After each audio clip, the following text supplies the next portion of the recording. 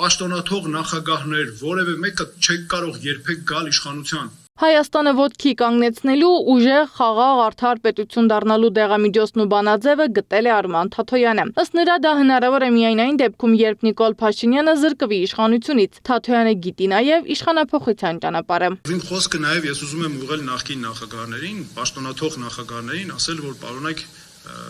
պաշտոնաթող նախագահներ։ Եթե դուք իսկապես ուզում եք, որպեսզի Նիկոլ Փաշինյանը պարտվի, ապա դուք չպետք է մասնակցեք 2026 թվականի ընտրությունների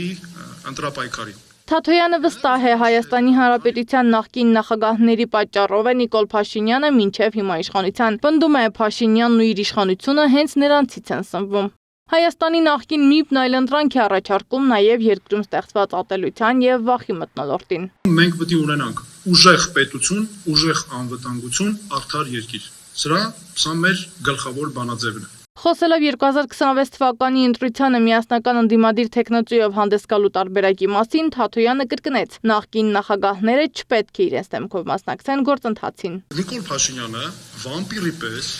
վամպիրը գիտենք ինչ է, վամպիրի պես սնվում է նախկին նախագահների ժամանակահատվածի հարցերից։ Վամպիրը պես սնվում է, ուժեղանում է եւ սկսում է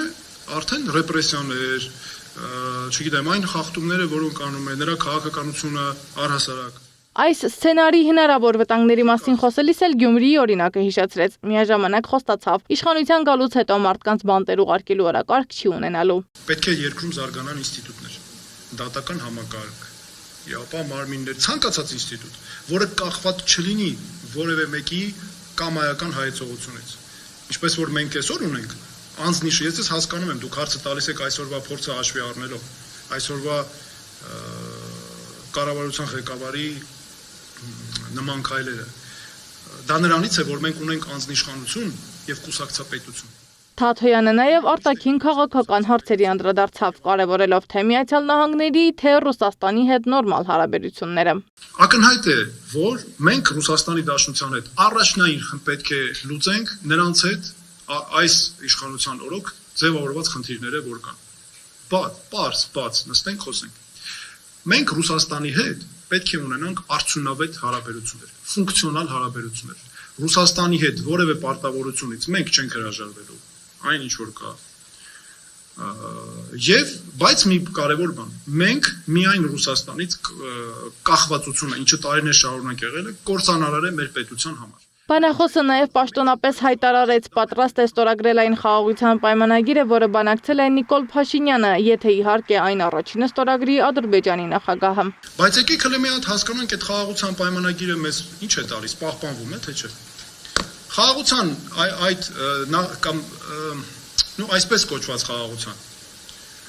Ինչու եմ ասում, որտեղ դեռ ստորագրված չէ։ Ուրեմն տեսեք, ինչ է կատարվում։ Դեռ չստորագրված Ադրբեջանի նախագահը Ամերիկայի միացյալ նախագահի հետ հանդիպումից հետո դուրս է գալիս, միանգամից ասում է Հայաստանը պետք է փոխի իր սահմանադրությունը։ Այն պայմաններում, երբ այդ պայմանագրի մեջ գրված է, կողմերը չեն միջամտում իրար ներքին գործերի։